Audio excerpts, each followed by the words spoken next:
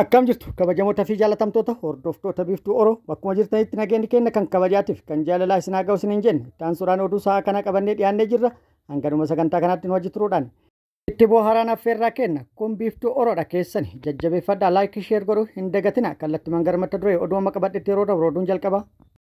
Wallagga Bahaa aanaa Kiramutti gandoota 19 keessaa gandoonni 17 mootummaa harka hin jiran caasaan mootummaa gandoota kanneen irra jiru diigame jechuudhaan jiraattonni addeen odeeffannoo garagaraati yaada kennanii jiru dabalata isaa qaba. Kun muummichi ministeera Itoophiyaa Abiy Ahmed guyyaa har'aa piroojeektii guddaa fi haaraa kan lammiilee 15,000 ol qe'ee isaanii fi qabeenya isaanii irraa buqqise buufata xayyaaraa Aabbuu Seeraa ifaan ifatti dhagaa bu'uuraa kaa'uudhaan hojii jalqabsiisee jira. Odeeffannoo dabalataa qabna isin biraan geenna. Oduun itti aanu loltoonni Suudaan guyyaa kaleessa daangaa Itoophiyaa cabsanii seenuun naannoo Beenishaangul Gumuzitti loltoota mootummaa irratti haleellaa raawwatuun gabaafamee jira dabalata isaa qaba. Oduun itti aanu oduu oolmaa Oromiyaati. Oduu oolmaa Oromiyaatti lolli Oromiyaa bakkoota garagaraatti loltoota mootummaatti waraana bilisummaa Oromoo gidduutti deemaa jiru akkuma itti fufetti jira. Waraanni bilisummaa Oromoo Oromiyaa bakkoota garagaraatti haleellaa humnoota mootummaa irratti raawwateen injifannoo argadhe jedhee jira dabalata isaa qabna. Mootummallee maal jedhe kan jedhu qabannee jira. Oduu kanneenii fi kan biroo wajjin guutuu oduu wajjin isin wajjin kan turu ani Bariisoo Ganamooti guutuun oduu wal duraa duuban akka itti aanu kanatti isiniif dhiyaatu. Godina Wallagga Bahaa aanaa Kiramutti siyaasa mootummaa PP gandoota hunda irraa diigamuu jiraattonni himanii jiru. Akka jiraattonni jedhanitti aanaan Kiramuu gandoota 19 yoo qabdu gandoota 19 keessaa mootummaan gandoota 2 qofa harkaa qaba jedhanii jiru. Gandoonni 17 caasaan mootummaa guutumaan guututti irraa diigamuun mootummaa harka kan hin jirree fi mootummaan kan hin to'anne ta'uu fi akkasumas hawaasni bal'aan gandoota kana mootummaa kan hin qabnee fi rakkoo nageenya hamaaf saaxilamuu jiraattonni himanii jiru.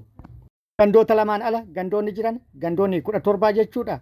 Shiftaa harkatti kufuudhaan uummanni dararaa garagaraa humnoota shiftaatiin argaa kan jiruu fi gama biraatiin qaamonni akka caasaa mootummaatti dura turan gahee isaanii shiftootaaf gadi dhiisuudhaan akka waan caasaan bulchiinsa mootummaa gandoota hundarra jirutti gabaasa sobaa mootummaaf gabaasaa jiru jechuudhaan jiraattonni komii isaanii dhiyeessanii jiru.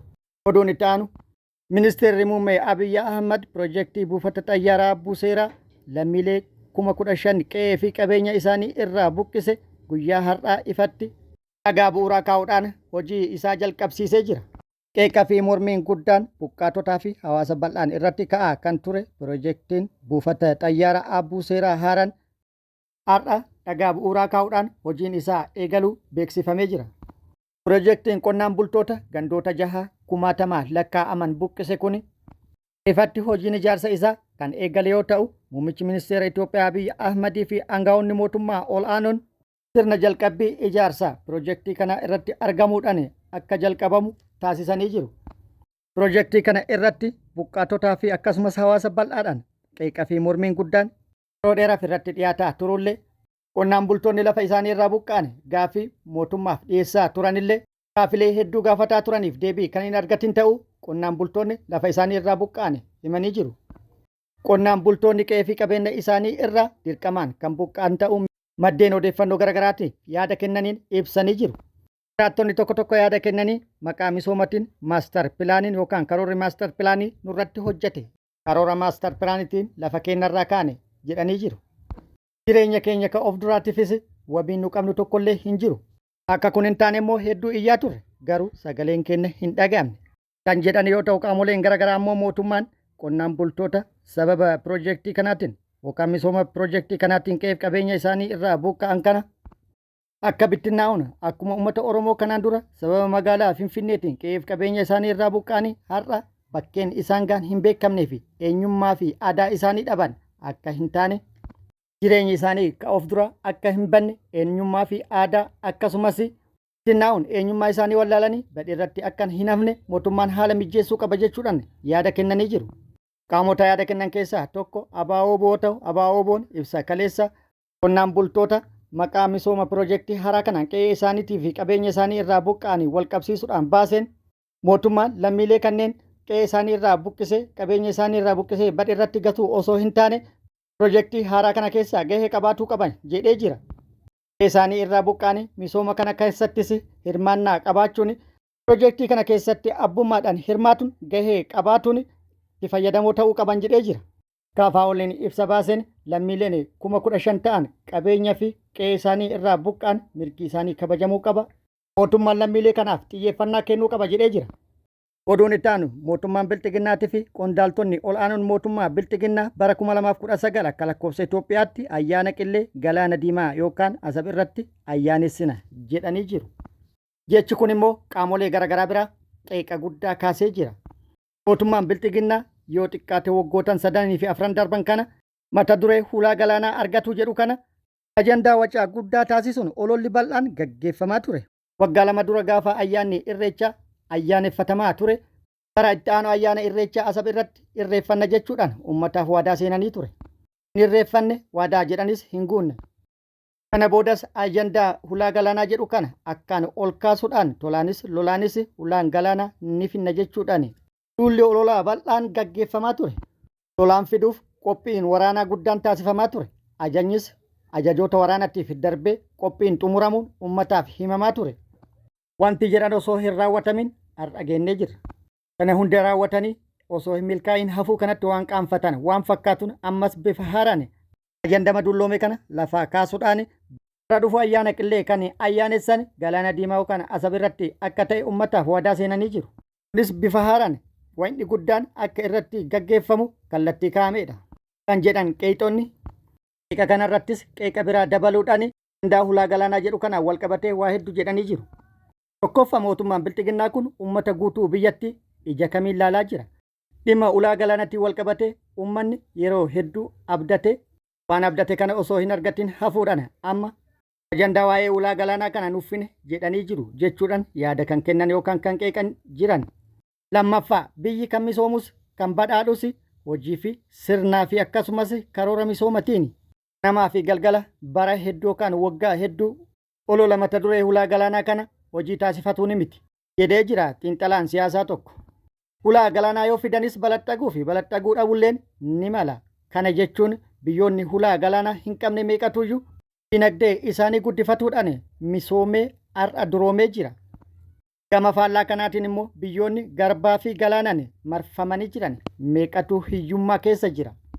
Mootummaan kana yaada keessa galchuun gara misoomaa deebi'uun biyyattii karaa ittiin misoomsuu fi ittiin duroomsu irratti hojjetuu qaba jedhee jira hayyuun siyaasaa tokko. Biyyoota garbaa fi galaanaan marfamanii hiyyummaa keessa jiran tokko lama jennee biyyoota ollaa kennaa irraa kaanee laakka'uu ni dandeenya jedhee jira. Kanaaf galaana fiduu fi fiduu dhabuuf biyyi wanti hin duroomneef hin jiru. Hulaa galaanaa ni finne waan jedhu kana immoo waan addaa taasisuun yookaan ajandaa addaa taasisuun biyyattii gara waraanatti akka galtu dhiibuun hin barbaachisu. Kuni haa dhaabbatu. Hulaa galaanaa fiduu yoo barbaadame afaan qawwee akka filannootti dhiyeessuu irra mariin irratti hojjetudha jedhanii jiru. Oduun itti aanu oduu oolmaa Oromiyaati. Oduu oolmaa Oromiyaatti lolli Oromiyaa zoonilee hunda keessatti loltoota mootummaatti waraana bilisummaa Oromoo gidduutti deemaa jiru akkuma itti fufeetti jira.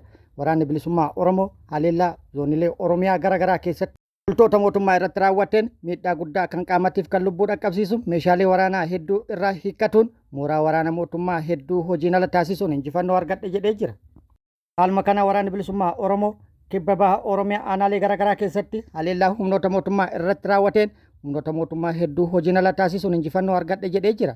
Kibba baha Oromiyaa Arsii bahaa aanaa Jajuu aanaa Roobee fi aanaa Zuwaay duudatti haleellaa humnoota mootummaa irratti raawwateen injifannoo argadhe jedhee jira. Aanaa Jajuu ganda Gurree Xabinoo iddoo addaa Ciraa jedhamutti humnoota mootummaa maqaa sakattaa waraana bilisummaa Oromoo jechuudhaan bobbaatee barbaaddee itti dhayxe irratti haleellaa raawwateen shambattalumatti addunyaa kanarraa godaansee afur madeessuun injifannoo irratti argadhe jedhee jira. Haaluma wal fakkaatuun aanaa Roobee Diidaa ganda Jeenaa iddoo addaa magaalaa Jeenaa jedhamtutti humnoota mootummaa maqaa baazaarii jedhuun uummata halkan bakka tokkotti walitti qabuun michaaf dararaa garaagaraa irratti raawwataa turte jedhee irratti haleellaa raawwateen milkaa'ee jedhee jira. Haleellaa kana kan raawwate amajjii 7 2025 yoo ta'u humnoota kana irratti tarkaanfii fudhateen saamicha isaan raawwataa turan adda kuutuudhaan humnoota kana bittinneessuun uummanni gara qe'ee isaa akka galu taasisuun injifannoo argadhe jedhee jira. Haaluma wal fakkaatuun achuma Arsii bahaa aanaa Zuwaay Duudaa ganda Burqaa lammaffoo jedhamutti amajjii 7 2026 mooraa waraana mootummaatitti itti seenuudhaan haleellaa irratti raawwateen injifannoo irratti galmeessa jedhee jira. Humnoota mootummaa namoota nagaa daa'imaa hanga manguddootti bakkoota garaagaraa irraa walitti qabuudhaan Mooricha keessatti dararaa turte irratti tarkaanfii fudhateen shambattalumatti addunyaa kanarraa godaanse sadii madeessuun kan hafte immoo mooricha keessaa baasee baqachiisuun ummaticha dararaan irratti dhaqqabaa ture daa'imman hanga manguddootti achitti hidhuudhaan rakkisaa turan mana hidhaatti yaasuudhaan dararaa irratti raawwatamaa ture irraa baraaruun mooricha immoo guutumaan guututti hojiin ala taasisu waraanni bilisummaa Oromoo beeksisee jira. Oduu lixa Oromiyaa irraa nu geetteen immoo waraanni bilisummaa Oromoo zoonii lixa Oromiyaa Qeellam Wallaggaa aanaa Laaloo Lee Ganda Sarbaa jedhamutti haleellaa humnoota mootummaa irratti raawwateen miidhaa guddaa irratti dhaqqabsiisu odeeffannoon nu gahee jira. Kana kan raawwate guyyaa kaleessaa Majjii 9/2026 yoo ta'u haleellaa raawwate kanaan humnoota mootummaa hedduu hojiin ala taasise jedhee jira. Loltoota hojiin ala ta'an maddeen garaagaraa irraa ragaan nu gahe ragaa garaagaraati. Arraanni biyyoolessaa kan gabaase loltoota haleellaan irratti raawwatame addunyaa kanarraa godaanan 5 yoo ta'an hedduun madaa'an jedhee kan ibse yoo ta'u AKM 15 hiikkatan jedhee jira. Adda odeeffannoo biroo irraa immoo odeeffannoon arganne kan haleellaan irratti raawwatame addunyaa kanarraa godaanan 17 akkasumas kan madaa'an 24 AKM'n hiikkatame 15 jechuudhaan kan nu ga'e yoo ta'u ragaa kana immoo irra deebinee mirkaneeffachuu hin dandeenye akkuma nu ga'etti ragaa lachinu isiniin geennee jirra. Garuu AKM hiikkatameen wal bira qabamee yoo ilaalamu 17 kan addunyaa kanarraa godaananii fi akkasumas 24 kan madaa'an kun kan walitti kalaan ta'u waan agarsiisudha. Akkasumas har'as haaluma wal fakkaatuun haleellaa bakkoota garaagaraatti raawwatee jira. Haleellaa har'a raawwateen magaalaa takka guutumaan guututti humna mootummaa keessaa yaasuun kannaa ofii jala oolchuudhaan keessa burraaqe jechuudhaan odeeffannoon nu ga'e ibsee jira. Akkasumas haleellaa bakkoota garaagaraatti raawwateen konkolaattota humnoonni mootummaa ittiin socho'aa turanis hojiin ala taasisuun loltoota mootummaa hedduus booji'u odeeffannoon nu gahee jira. Loltoota mootummaa waraanni bilisummaa Oromoo booji'e jedhe kan viidiyoo irratti argitan kun muraasa yoo ta'an haala kanaan waraanni bilisummaa Oromoo booji'ee walitti qabuudhaan injifannoo argadhe jedhe qabatamaan argisiisuu beeksisee jira.